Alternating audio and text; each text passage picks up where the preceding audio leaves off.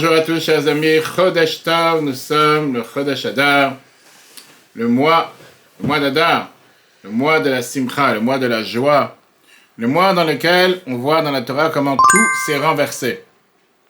Chodesh Hashanah part, comme les différents cours qu'on a déjà donnés cette semaine, lundi soir, qu'on peut revoir sur Torah.fr. Pourquoi tout un mois? Pourquoi tout un mois alors que c'était un jour, c'est la fête la plus petite du calendrier?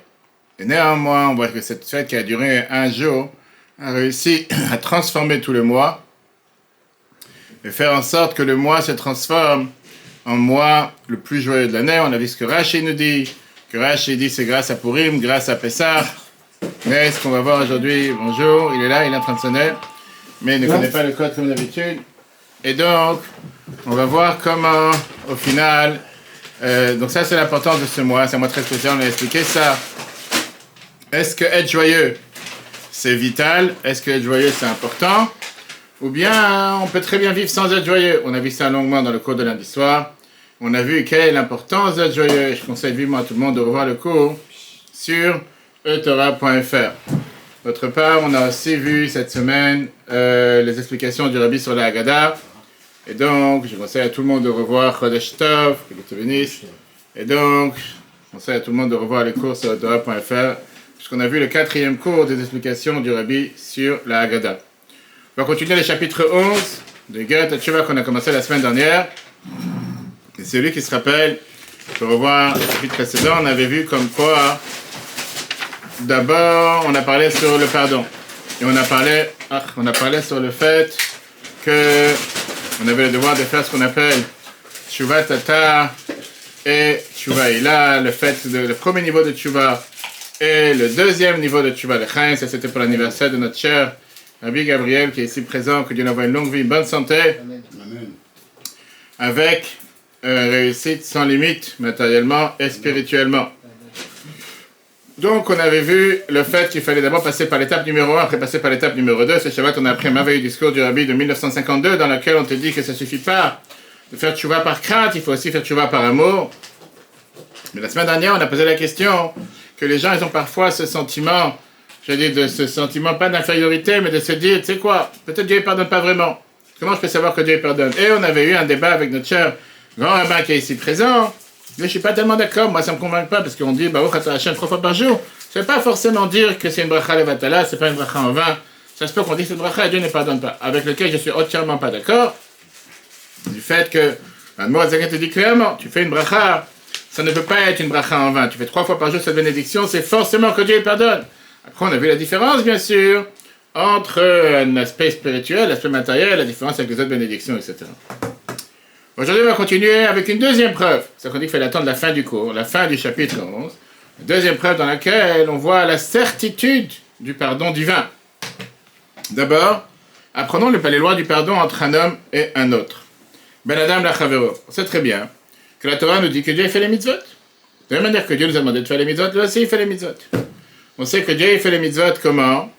D'abord la Torah te dit à chaque des shanu be mitzvotav, qui nous a sanctifiés avec ses mitzvot, et que les mitzvot que lui il fait, il nous demande de les faire.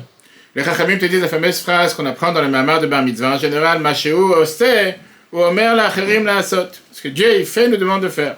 Le meilleur exemple, Shabbat, puisque Dieu s'est reposé le 7e jour, le jour de Shabbat. C'est pour ça que Dieu nous a demandé de se reposer les jours de Shabbat. Et donc, quand tu veux savoir est-ce que Dieu pardonne réellement ou pas, d'abord on peut vérifier pour savoir est-ce que Dieu, il a le devoir de nous pardonner ou pas. Surtout qu'on sait très bien que par rapport au pardon, les Chachamim, ils ont, tu veux prendre les moutades, les Chachamim, ils ont comparé le pardon divin avec le pardon humain. On sait très bien que Dieu pardonne le jour de Kippour les fautes qui sont entre une personne et l'autre, seulement dans le cas où quelqu'un, il a pardonné à celui qui lui a fait du mal. À ce moment-là que Dieu il te pardonne. Alors, passons d'abord le débat pour essayer de comprendre, dans la vie réelle, si quelqu'un m'a fait du mal, est-ce que j'ai le devoir de lui pardonner ou pas? Et est-ce que si oui, dans toutes circonstances? Réponse rapide, oui ou non? Réfléchis, oui, non? Oui. Oui, dans toutes circonstances? Volé, violé, détruit, incendié? Tu dis oui. Est-ce qu'il a le devoir? Je me demande est-ce qu'il a le devoir. Est-ce que tu as l'obligation? Est-ce que tu as l'obligation, oui ou non? lui dit oui, il a dit oui. Attends, il va prendre après. Ok, c'est pas grave. La halakha, elle te dit... Non, c'est son ami, pardon. La halakha, elle te dit que quelqu'un, il a le devoir de demander pardon. Il a le devoir de pardonner à celui qui lui a fait du mal, à une condition préalable, que la personne qui a demandé pardon, il est sincère, et surtout qu'il a réparé ce qu'il a fait. Et là, on va rentrer dans les détails. Si maintenant la personne le demande réellement pardon, c'est le devoir de lui pardonner, pas être têtu de ne pas pardonner, mais à condition. C'est pas, j'efface 20 ans que je me suis moqué de la communauté juive, et que 20 ans j'ai créé tous les plus grands spectacles antisémites, et maintenant j'écris une lettre et je demande pardon. Montre-moi comment tu répares les erreurs que tu as faites. C'est trop facile de faire du mal à quelqu'un, et ne pas changer dans les fonds. On a vu ça il y a quelques semaines, si tu te rappelles. Je demande pardon, est-ce que les pardons sont sincères? Bien sûr que toi tu dois pardonner. Tu dois pardonner à quelqu'un qui est sincère, à quelqu'un qui n'est pas sincère. En quoi tu vas pardonner? D'où on le sait. Chachamim nous amène deux preuves. Deux preuves des plus grands du peuple juif. Abraham Avinu, pas ceux qu'ils appellent Ibrahim, Abraham et Moshe. Parashat Vayera, on a vu qu'Avimelech a pris Sarah, capturé Sarah, kidnappé Sarah. Et en conséquence, Dieu il a puni Avimelech et tous ces gens et tous ses membres de famille que tous leurs trous se sont bouchés. Vous ne pouvez plus aller aux toilettes, vous ne pouvez pas avoir d'enfants, vous êtes stérile. Bref, la Torah nous raconte. Avimelech, il a tout de suite compris, il n'était pas bête, qu'il a fait quelque chose de pas bien. Il a compris que Sarah c'était une femme mariée. Avec quel droit tu te permets de kidnapper une femme qui n'est pas la tienne? Il a rendu Sarah et il a donné beaucoup de cadeaux. Abraham lui a pardonné, la Torah nous dit va être palel, Abraham et Elohim, va yirpa Elohim et Avimelech. Abraham a prié envers Dieu, Dieu il a guéri Avimelech. Le pardon était tellement parfait jusqu'à ce qu'Abraham il a prié de tout cœur pour tout celui qui lui a fait du mal. Mais il a montré comme quoi il a réellement regretté le mal qu'il a fait. Numéro 1. C'est pas juste. Vas-y, prends ta femme et rentre chez toi. Moshe Rabbeinu dans la paracha Chukat. Bamidbar, chapitre 21. Peuple juif s'est plaint à Moshe contre Moshe. Comme si tu nous as fait sortir d'Égypte pour nous faire mourir dans le désert. Et c'est ta faute qu'on n'a pas d'eau. Qu'est-ce que Dieu il a fait? Il a envoyé des serpents qui ont piqué le peuple. Beaucoup sont morts. Les gens, le peuple, sont venus voir Moshe, ils ont demandé pardon. Et ils ont demandé à Moshe, est-ce que tu peux prier pour notre guérison? La Torah nous dit, va être palel, Moshe Be'adam. Moshe a prié pour le peuple. Et à la fin, il a fait de son argent ce fameux serpent en cuivre, pour guérir le peuple juif. De là, les Chachamim ils te disent, Rashi, Mikan, de là on apprend que le Mikan, le mi chez Mevakshim, Imenu Mechila, celui de qui on demande pardon, chez le Yair Zarim et Nimcha, qu'il ne soit pas cruel pour ne pas pardonner. Non, la Torah, on n'a pas fini. Et donc Pinchas, On n'a pas. Quel rapport avec Pinchas? parce qu'il a pardonné les filles. Quel pardon? Il les a tués. Ceux qui ont commis l'adultère, il les a tués. Mais ouais, c'est ça. Ok, on arrive.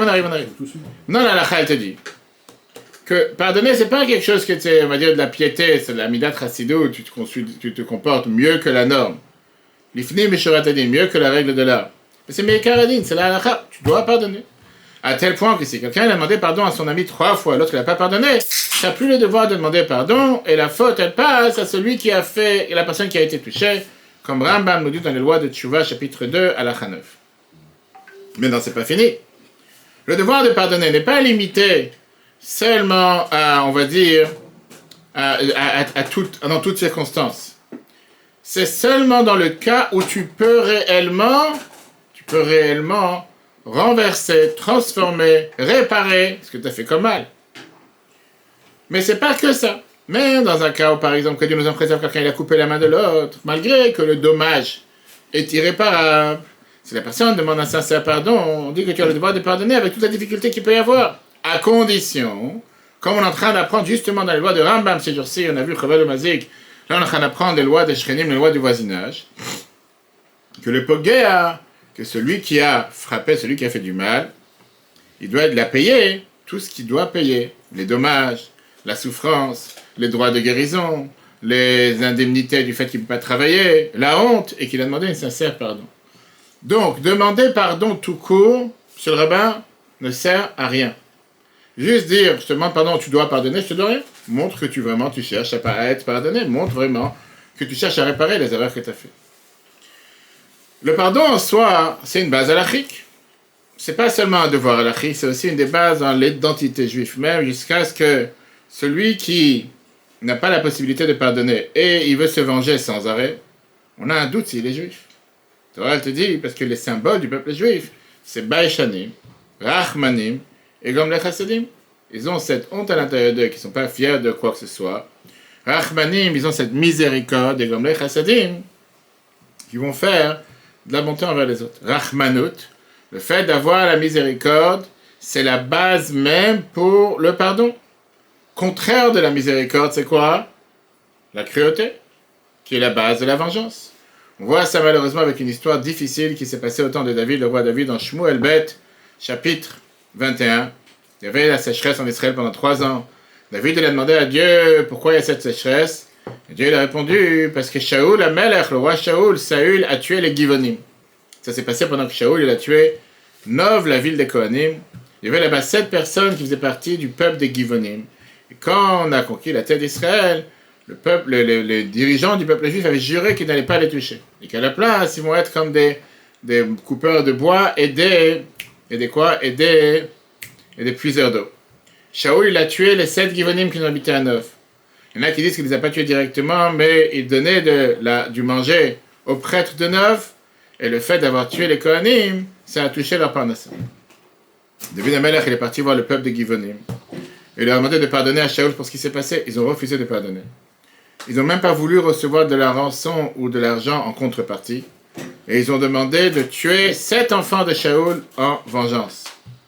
Quand David il a vu ça, il est arrivé à la conclusion qu'on parle d'un peuple qui a cette cruauté à l'intérieur, cette vengeance à l'intérieur, qui ne se fie pas, qui n'est pas adapté avec la miséricorde qui existe chez le peuple juif, la descendance d'Abraham. Il les a expatriés, comment on dit ça, il les a excentrés, il les a éradiqués du peuple juif, et il a fait une loi qu'on n'a pas le droit de se marier avec eux. Excommunié, merci. À cause de ça, la halakha a été décidée.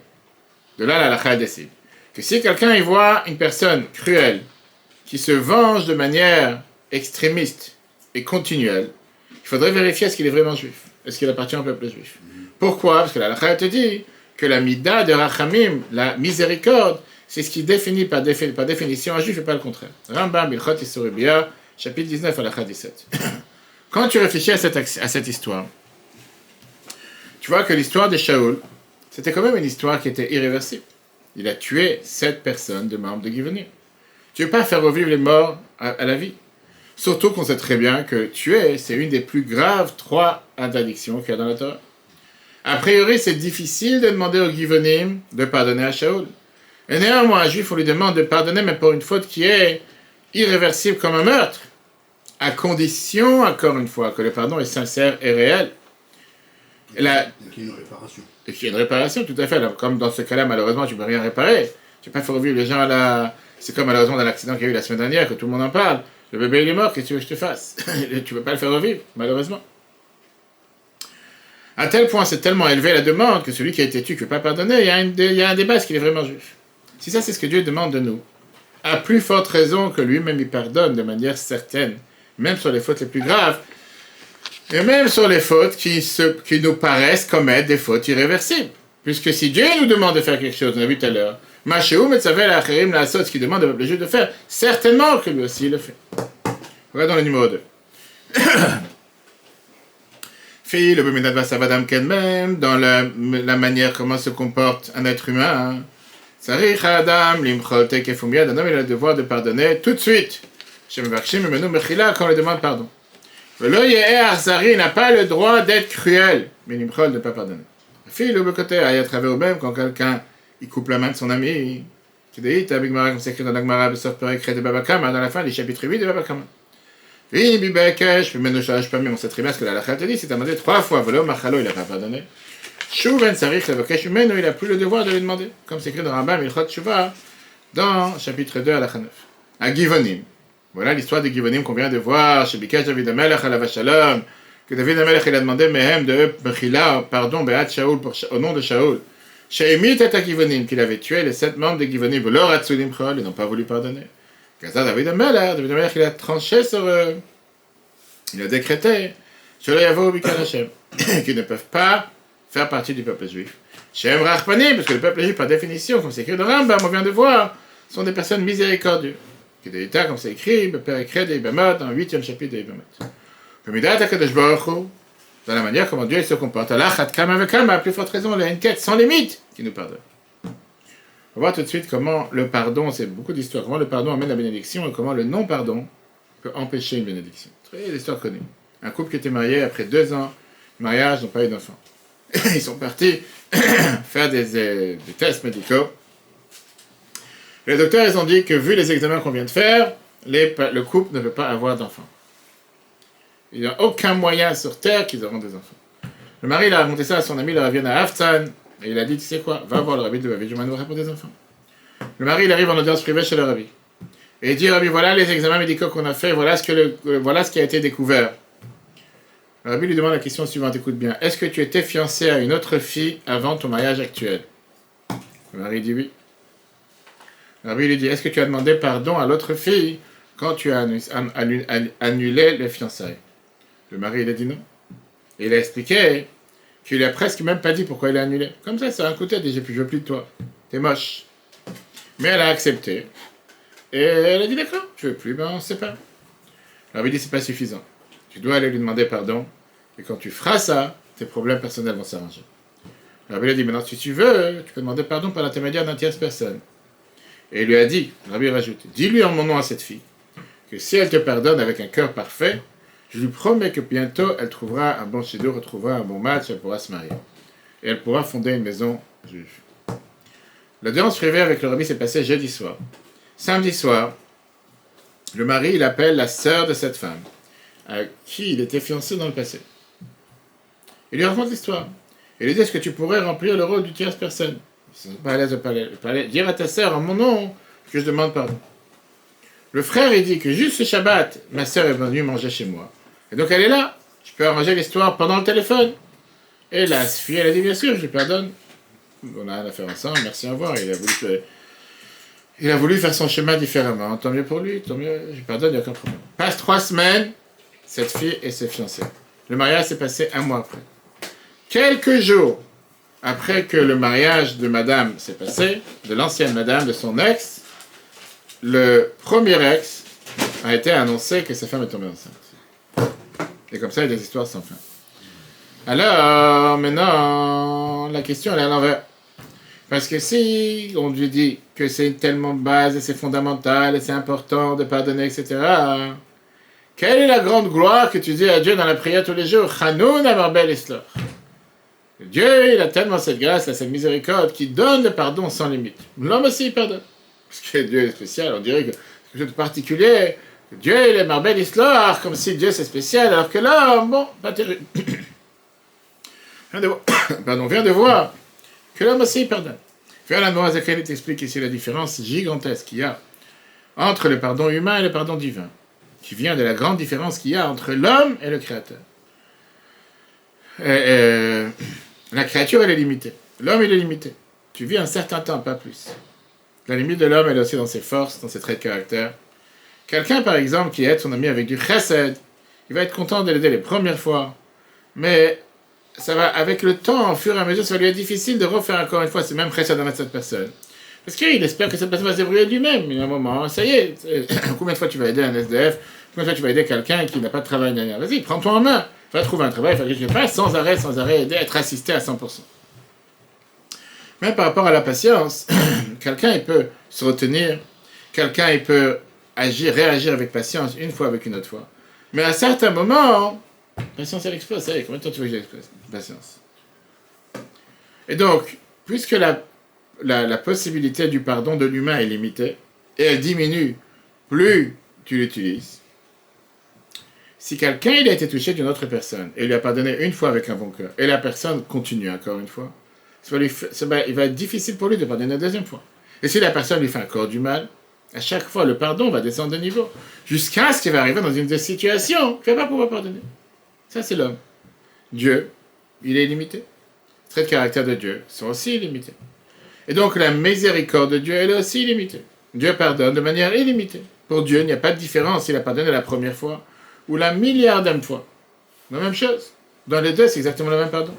Quand on dit dans la tfila tous les jours, Hanoun Amar Bel Islor, que on remercie Dieu qui est miséricorde, qui pardonne énormément, l'accent n'est pas sur le fait qu'il pardonne.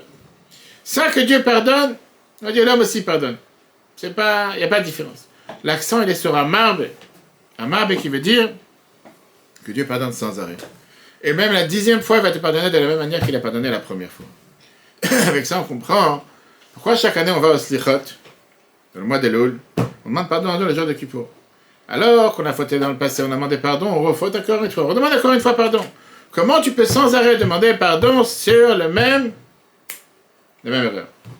La question elle est beaucoup plus dure par rapport à Slachan, donc on est dans la Midal, il a posé ça plusieurs fois, comme j'ai dit. 3 fois par jour, tu demandes pardon. Ça fait 1000 fois par an. Oublie Shabbat, oublie Yom Tov. Combien tu peux déjà demander pardon la même chose? Il y a un moment stop. Imagine-toi, tu dis entre avec toi et ta femme, pardon, c'est un amas. Mais ça, c'est l'accent qu'on est en train de mettre sur le pardon infini de Dieu. Amar, belle histoire, qui pardonne sans limite. Chez Dieu, il n'y a pas de différence entre la première fois et la 100e mille fois ou la 1000e fois, etc. Chaque fois que tu viens demander pardon de manière sincère, Dieu dit je pardonne. Il y avait une fois un pari qui a été joué entre 2 personnes. Agmara Shabbat nous raconte page 31a, très très belle histoire. 2 personnes qui ont fait un pari entre qui va réussir à énerver Hillel le premier. Le cher ami Hillel, parce qu'il était connu comme quelqu'un qui a été un bon cœur, qui est généreux, etc. Ils ont dit celui qui gagne, celui qui réussit à l'énerver, il va recevoir 412. À l'époque, c'était beaucoup d'argent. Quelqu'un, il va voir Hillel vendredi après-midi, 10 minutes avant Shabbat, il tape à la porte. Il se présente. Hillel est en train de prendre la douche. Néanmoins, il s'est habillé, sort de la salle de bain. Il entend, c'est quoi ton problème? C'est quoi ta question? À la place, elle demandait une question à l'achri, comme si c'est une question de vie ou de mort. On demande à un rave en général, même si j'ai des fois des questions à minuit, 1h. Je dis, c'est quoi le feu? Rien, aucun rapport. Il n'y a pas de feu, tu peux attendre demain. Il y a des gens comme ça. Il faut que vous ayez la réponse tout de suite. Il demande la question, pourquoi Dieu il a créé les Babyloniens avec une tête tordue? Je te dis, des fois, des gens qui avaient le rabbi en Yechidout, en audience privée, ils attendaient des mois pour demander pourquoi Dieu a créé tellement de Chinois. C'est la même chose. C'est pas ça. Il y a des gens qui viennent pour des questions de vie ou de mort, il y a que ça qui te dérange dans la vie, t'as rien d'autre. Bon. À la place s'énerver, il a répondu que ça vient du fait qu'il n'y a pas de bonnes sages-femmes en Babylone, qui peuvent arranger la tête du bébé quand il sort pendant la naissance, et c'est ce qui fait que la tête elle est tordue, elle est ovale, rectangle, ou elle est ronde. Ok. 1 heure après, ou un moment après, la personne était encore une fois à la porte. Il est le rabbi. Et là, il demande une question. Pourquoi les yeux des Bnei Talmud, on peut dire que c'était peut-être les Chinois à l'époque, ils sont bizarres? Pourquoi ils n'ont pas des yeux comme tout le monde? À la place de s'énerver, il allait répondre parce qu'ils habitent dans les déserts de sable. Et Dieu leur a créé des yeux qui peuvent couvrir les tempêtes de sable, que le sable ne rentre pas à l'intérieur. Il ne s'énerve pas. 3e fois, il tape à la porte. Il allait ressort. Et la personne demande la question, pourquoi les pieds des personnes noires sont larges? Pourquoi ils ont des pieds larges? Je ne sais pas si c'est aujourd'hui, mais à l'époque c'était comme ça. Il ne s'énerve pas. Il dit que comme c'est des gens qui habitent dans la boue, automatiquement Dieu leur donnait des pieds comme ça, ils ne peuvent pas s'enfoncer. Des grands pieds. Et comme ça, la personne vous pose encore des questions et il ne s'énerve pas. L'autre, il s'est rendu compte qu'il a perdu 412 d'office. Il pensait qu'il allait faire de l'argent. Aujourd'hui, il a perdu son argent. Il ne s'énerve pas. Non, alors l'autre, il dit à Hillel, il fait, regarde, à cause de toi, j'ai perdu 412. En plus, c'est lui qui est fautif, tu vois. Hillel lui répond, vaut mieux perdre beaucoup d'argent, mais l'essentiel, c'est que Hillel ne s'énerve pas. Ça, c'est une histoire que la Gemara Shabbat 31.1 nous raconte. C'est cette histoire qu'on apprend.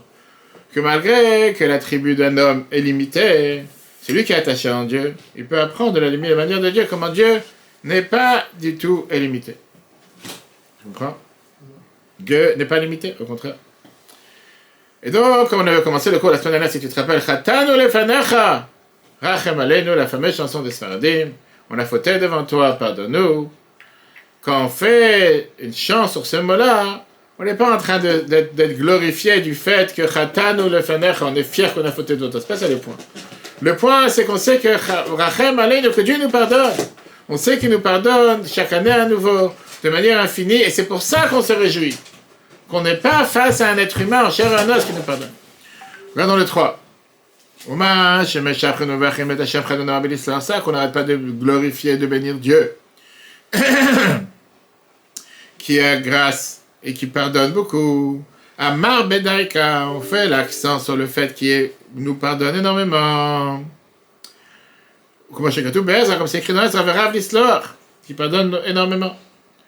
Nous, ça veut dire que la manière comment un être humain regarde, Quand, pour un être humain, un homme a fauté envers un autre, ou bien Keshimenu Mechila Machalo lui a demandé, pardon, il lui a pardonné. Ve'achaka Chazar, le sourd, et après il est revenu dans son état normal, il a recommencé à faire les mêmes bêtises. Kashem Meochim Chadoshenit. Difficile de dire qu'il fallait pardonner une deuxième fois. Mikol Sheken, Bishlichit Revit, à plus forte raison une troisième et quatrième fois. Aval, Bemidat HaKadosh Baruch Hu, comment Dieu il agit. Ein Efresh Bepamachat Elef Pamim. Il n'y a pas de différence entre la première et la millième fois. Donc on ne peut pas apprendre de l'homme. On n'a pas fini. Car Mechila, Bemidat HaRachamim, parce que le pardon de Dieu vient de l'attribut de miséricorde. Ou Midota, Vagdoshat Enem et Prinat Vulvetachlit. Et la manière comment Dieu se comporte, ses attributs saints, ne sont pas limités, n'ont pas un but. Elle avait pris Natansof, ils sont infinis. Moi, chez Katou, comme c'est écrit, qu'il Chal Orachamav, dans le Echa, chapitre 3, que la miséricorde de Dieu ne se termine jamais. Le Gabé, pris Natansof, et par rapport à Dieu, il n'y a pas de différence du tout entre un petit nombre et un grand nombre. De Kula Kamek Lachashim Mamash, tout devant Dieu ne compte pas. Ou Majre Katan Vegadol, Dieu, il compare le grand et le petit. Ça même c'est la raison pour laquelle nous pardonnons les fautes tous les ans. Tous les fautes qu'on demande dans Al-Khet tous les ans, malgré que tu as refait encore une fois ces fautes, tu demandes encore une fois pardon l'année prochaine pour le jour de Kippour, ainsi éternellement. Ou Bechol, Shana Veshana, la Morazaka te dit tous les ans, Lav Davka, je ne te parle pas maintenant des ans. Et la Kmoken Bechol Yom Vayom, chaque jour. Gimel Pamim, 3 fois par jour, Mevachim, on fait la bracha. Baruch Ata Hashem, Chanan Rabel Isloch. 3 fois par jour, tu demandes à Dieu de te pardonner, que miséricorde, que Dieu il est tellement de cette grâce qu'il pardonne énormément. Donc, Maman, Rabbeinu Zichanam Bivracha, comme les Chachamim nous disent, et qu'on dit dans la Tfila tous les matins, dans la Gemara Brachot, page 26b, Tfila, Kenek et Pinim Tikno. La Tfila, la prière, on l'a organisée à la place des sacrifices, comme on l'a vu dans la paracha de cette semaine, Tamid. Tamid Shel Shacha, le sacrifice du matin, Yam Mechaper, la Verot Alayla, pardonner sur les fautes de la nuit. Tamid Shel Ben Arbaim, le sacrifice de l'après-midi, Al Shalim sur les fautes de la journée. Fechen, Mideyam Vayam Lolam, mais comme ça, c'est tous les jours, éternellement. Et là, alors c'est quoi la différence entre le sacrifice et le pardon de chaque jour, le sacrifice et le pardon de Kippour? Shiyam Kippouri, Mechaper la Verot Hamrot, Kippour pardonne sur les fautes graves. Tamid Shel Korban Ola, le Tamid qui est sacrifice holocauste. Mechaper la Mitzvot Aseh Bilvad, il vient pardonner seulement sur la mitzvah positive. Fechen la Tfila Bizman Hazeh. Pareil, la Tfila en sautant et ma tchouva avec la tchouva qui est Leel, comme on l'a dit tout à l'heure. Et donc, pour répondre à ta question, pas seulement qu'on a cette certitude que Dieu nous pardonne, du fait justement que c'est différent de l'humain. Si déjà l'humain il a le devoir de pardonner, bien sûr, on est dans certaines circonstances, néanmoins son pardon est limité, Dieu c'est pas limité. La preuve est que chaque année tu redemandes, chaque 3 fois par jour tu demandes, chaque Kippour tu demandes. Quoi, t'es là à dire des paroles en vain? T'es là à faire des prières qui ne valent rien? Qu'est-ce que ça veut dire? Non, j'espère que. Prends pas la tête, t'as demandé ce que tu sais très bien, que Dieu te pardonne. Le tzaddik Rabbi Israël de Rougine, une fois il est passé par la ville d'Odessa. C'était une des grandes capitales juives en Europe. Il a rencontré un juif qui s'appelait Meir, qui était un descendant de Rabbi Yaakov Hamlin, qui a fait le fameux Siddur de Rabbi Yaakov Hamlin, Kol Yaakov, etc. Malheureusement, ce Meir, il avait abandonné le chemin de la Torah, il était vraiment devenu un grand délinquant. Et Rabbi Israël de Rougine, il a influencé sur lui qu'il fasse tchouva. Il a dit, viens habiter chez moi à Rougine. Il a fait tchouva, il est devenu une autre personne. Une fois, il voit que Meir, il est très triste. C'est-à-dire qu'il lui demande pourquoi tu es triste. Et est-ce que la tristesse, c'est à cause des fautes que tu as fait dans le passé? Dieu, il pardonne à chacun. Meir, il a dit, j'ai tellement fauté. J'ai tellement fait tchouva. J'ai tellement fauté. Et j'ai fait tellement de tchouva. J'ai tellement fait tchouva que je ne sais pas si ma tchouva va être acceptée. C'est combien de fois tu as répété la même chose? Je suis triste. Viens le tzaddik, il lui dit, on dit que dans ta jeunesse, tu étais Talmid Chacham, tu étais un grand érudit. Alors je vais te répondre avec un pile-poule. Dans la Tfila de Kippour, on te dit, qui ata solchan le Israël, ou mochlan de Shitei Yeshurun. La traduction française c'est la même, que Slicha et Mechila, que Dieu pardonne au peuple juif, et qui pardonne la tribu des Yeshurun. Pourquoi on dit le mot solchan ou mochlan? Pourquoi on ne dit pas solaire ou mochel? Plus facile, c'est la manière normale de parler. Pourquoi solchan ou mochlan? J'ai dit, c'est écrit dans le verset qu'on a vu la semaine dernière dans mes petits, à chaque fois les cours de Tana sont en rapport avec la paracha. On a vu ça dans la Yom de séjour.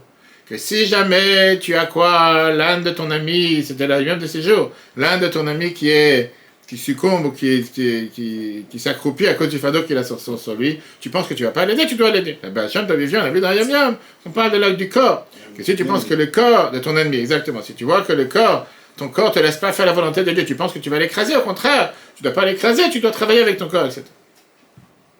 Viens la Gemara te dit, Rovetz tachat masao. Rovetz, ça veut dire il s'écrase sous ce poids, il a trop de poids sur lui. Il n'est pas fait pour ce déménagement. Viens la Gemara te dit, Rovetz velo raftzan. Du fait qu'on a dit le mot Rovetz et pas raftzan, Rashi t'explique, c'est qui un raftzan, un ragil bekar. C'est qui a l'habitude dans ça, un âne, qui a l'habitude de porter 500 kilos, il va pas ça qu'il a l'habitude. De là, on voit que quand on rajoute le noun à la fin du mot, on ne dit pas mochel vesoler, on dit solchan ou mochlan. On apprend quoi d'ici? On apprend le fait que c'est la répétition. Ça se répète. Pareil, quand on te dit sur Dieu, solchan ou mochlan, ça veut dire que même quand quelqu'un il a fait une faute, il fait tchouva, il a fait une faute, il refait tchouva, il a refait une faute, il a refait tchouva, Dieu il pardonne à chaque fois sans fin. Ça, c'est ce que l'original a dit. Maintenant, la question qui dérange. Ce qu'on a dit tout à l'heure. Chez quelqu'un, on a vu la différence entre le pardon divin et le pardon céleste. C'est qu'on a dit que chez un être humain, il n'y a pas de crainte que l'autre il va utiliser le pardon et va vouloir encore une fois faire du mal. Parce qu'il sait très bien qu'à la fin, la puissance du pardon va s'affaiblir. Jusqu'à ce que la personne va arrêter de lui pardonner. Chez Dieu, le pardon est infini. Tu peux utiliser le pardon divin de manière de fauter encore, une fois fauter encore, une fois tu m'en pardonnes, encore une fois tu m'en pardonnes.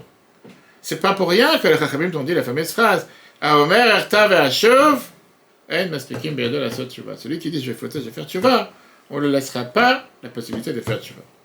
Dans le Moazak t'explique, ça ne veut pas dire qu'on ne laissera pas, on va laisser, sauf que ça sera beaucoup plus difficile, tu n'auras pas l'aide de Dieu pour t'aider à faire tshuva. Tu ne peux pas utiliser ou abuser le pardon divin pour fauter encore une fois, et à chaque fois demander pardon. Parce que dans ces cas-là, ça ne marchera pas. D'après ce qu'on vient d'apprendre, qu'on demande pardon 3 fois par jour, et tous les ans, et qu'à chaque fois, on est capable de fauter après le pardon, et on demande pardon et Dieu nous pardonne. A priori, ça rentre dans la catégorie de Erta ve'ashuv. Je faute et je demande pardon. A priori, dans ce cas-là, Dieu ne pardonnera pas. C'est là où on a dit que Dieu pardonne sans arrêt. Ouais. Ça, c'est quoi qu'arrête alors? Ça, c'est pas des fautes que parfois, le seul pardon, c'est un pardon qui ne peut pas exister dans ce monde en bas, il peut exister seulement dans le monde en haut. C'est autre chose. Mais il y a aussi un pardon. On a vu que des fois, le pardon, c'est différent. On a vu que le seul pardon, parfois, c'est de partir de ce monde. On a vu ça avec 50 ans, 60 ans dans les chapitres précédents. On a vu ça que ça même, on peut changer grâce à la tzedaka, etc. On a vu ça, on va voir sur Torah.fr. Pour ça, la Moazak t'explique, qu'est-ce que ça veut dire Erta ve'ashuv? C'est quoi ces critères qu'on te dit? Quelqu'un qui va fauter, qui dit je faute et je vais réparer, dans la Gemara Yom à page 85b, Dieu ne pardonne pas, il ne laisse pas faire tshuva. Erta ve'ashuv, d'abord, il te dit c'est pas quelqu'un qui se venge, ou parce que le pardon divin il est limité. Ça vient du fait que la tshuva elle est considérée comme une réparation. Quelqu'un qui depuis le départ il se dit je vais fauter encore une fois, volontairement, il utilise la tshuva comme un moyen de fauter. C'est pas grave, je vais fauter, parce que de toute façon je vais te pardonner. Et donc il utilise le défenseur en tant que procureur. Et il y a une règle dans la halakha qui a une catégorie, un avocat, un procureur ne peut pas être un avocat. À partir du moment que la tshuva est devenue un accusateur, est devenue un procureur, elle t'entraîne à la faute, elle ne peut pas non plus te défendre pour créer la réparation.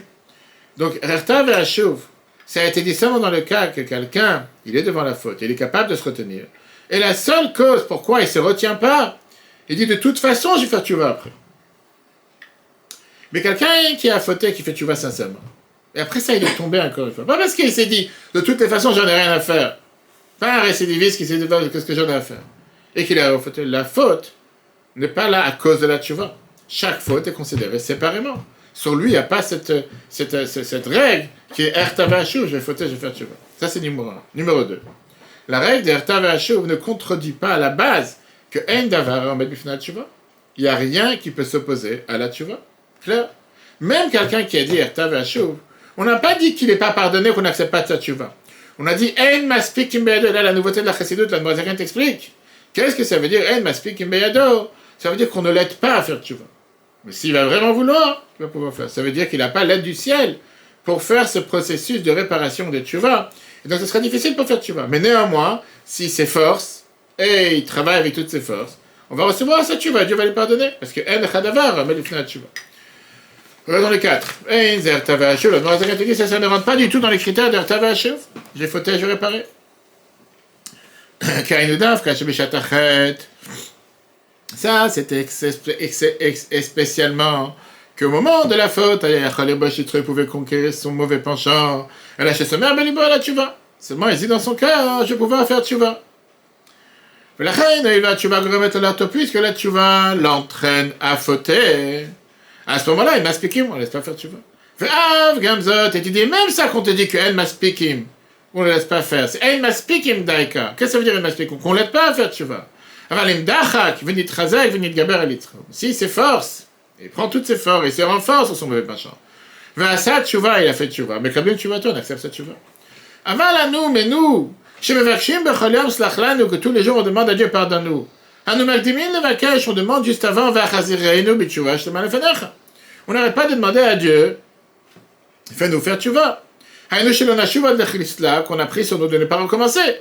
Pareil, Kippour, on n'arrête pas de demander. On demande ça tous les soirs aussi dans les chemins avant de dormir. Que je promets que je ne vais pas fauter encore une fois. À ce moment-là, la Noura te dit Maspikin ou Maspikin, 2 fois. On te donne la possibilité de faire tchouva. Et on t'aide à faire tchouva. Sans discuter. Comme nos sages disent celui qui vient se purifier, on l'aide à se purifier. On ne va pas lui dire non, tu ne pourras pas te purifier. La Gemara Shabbat, page 104.1. Abba Daika, celui qui vient, il dit Miyad Shabbat dès que tu es venu. Et les autres, et c'est pour ça, même le pardon est de suite, d'office. Il y avait une fois le défenseur du peuple juif, Rabbi Levi Yitzhak de Badit, chef très connu, qui est parti voir un rachat, il a dit tu sais quoi, je suis jaloux de toi. L'autre il a dit comment tu peux être jaloux? Tous les péchés que j'ai fait, tu les as pas fait. Rabbi Levi Yitzhak il lui dit regarde, c'est écrit que celui qui fait tchouva me'ahava, qui fait tchouva par amour, les fautes positives qu'il a fait deviennent un mérite. Puisque tu as tellement de fautes et des fautes tellement graves, je suis tellement jaloux de toi que tu as la possibilité de faire tchouva et de transformer ces 20, 30, 40, 50 ans que tu as fait les plus pires péchés en mérite. Moi, j'ai pas cette chance. L'autre, il a rigolé avec un sourire, on va dire, à demi-teinte. Et il a dit, si c'est comme ça, laisse-moi le temps de fauter encore un peu, ramasser encore, emmagasiner encore plus. Comme ça, quand je vais faire tchouva, j'aurai encore plus de péchés qui vont se transformer en mérite. Rabbi Levi Yitzhak lui dit, écoute, si maintenant tu fautes, tu vas entrer dans les critères que celui qu'on dit, celui qui dit j'ai fauté, je vais faire tchouva. On ne laisse pas faire tchouva. C'est Rabbi Levi Yitzhak qu'il est là, pourquoi? Pour être le défenseur du peuple juif. Il représente la tchouva. Mais si tu utilises cette défense pour continuer à fauter, avec ça, tu transformes le défenseur en procureur, et ça, je ne peux plus te sauver. On conclut la première partie du chapitre 11. Quand un juif il regrette et il demande pardon à Dieu, il a une certitude à 100% que Dieu lui pardonne. Soit parce qu'on a vu la dernière fois, qu'on peut revoir dans les Torah.fr, Baruch ata Hashem chanon mabel islor. Soit parce que la halakha, elle demande à l'homme de pardonner à plus forte raison que Dieu pardonne. Et donc, le fait que Dieu nous pardonne, et c'est sûr et c'est garanti d'avance, on a vu l'importance de pardonner à l'autre, on a vu comment c'est vital, mais une des bases qu'on a apprises ici, c'est le devoir de pardonner notre personne naturelle. Vient ici en te disant que quand il y a un conflit entre êtres humains, la Torah te montre comment pardonner, comme on l'a dit, à condition que ce soit sincère, que la personne montre qu'elle a changé. Maintenant, le pardon, c'est un processus. D'abord, ça commence avec le rôle de celui qui a fait du mal et se tourner vers la personne qui a été touchée et lui faire savoir qu'est-ce qu'il a fait comme mal. La Torah te dit clairement, tu n'as pas le droit d'haïr ton frère dans ton cœur. Tu dois le réprimander. Les Chachamim te disent que tu n'as pas le droit de regarder la trace dans le cœur. Tu dois faire savoir, voilà ce que tu m'as fait comme mal. Voilà ce que tu m'as blessé, voilà ce que tu m'as touché, voilà ce que tu m'as fait comme peine. Et c'est pour ça que je voudrais que ça s'arrange. Maintenant, la personne doit réparer ce qu'il a fait. Payer pour le dommage qu'il a fait. Demander un pardon sincère. Qui vient ensemble avec le devoir et la décision de ne pas recommencer sur le mal qu'il a fait. Au moment qu'il demande pardon, c'est bien sûr le moment de pardonner avec tout le cœur. Et de retisser le lien entre les deux. Maintenant, il y a des cas où quelqu'un est capable de pardonner sans que la personne lui demande pardon. Le meilleur moment, c'est quand on fait le schéma le soir. C'est pour ça que dans la Harizal, dans les siddur qu'on a l'habitude de faire tous les soirs, on commence le schéma avec Ribono Shel Olam, Hareini Mochel, Echol Mi Shechiz V'Gdoti. Donc tous les soirs, on dit, je demande pardon à Dieu pour tout celui qui m'a énervé, qui m'a fait du mal, etc. On a l'habitude, en général, de lire ça rapidement sans faire attention aux mots. Aujourd'hui, on vient de voir que si quelqu'un t'a fait du mal dans la journée, par exemple, tu lui as dit, soit là à 12h30, et il est venu à 12h35, t'es très énervé contre lui. À ce moment-là, c'est ce moment le soir de lui dire, tu sais, je pardonne, c'est le matin à nouveau. À plus forte raison quand tu parles de ta femme, tes enfants, ne pas aller dormir le soir en étant énervé, en disant, comme si on fait la tête. Et bientôt, on se rapprochait de la fin des guerres et Tchouva. Il nous reste un chapitre, le chapitre 12 de la fin du chapitre 11.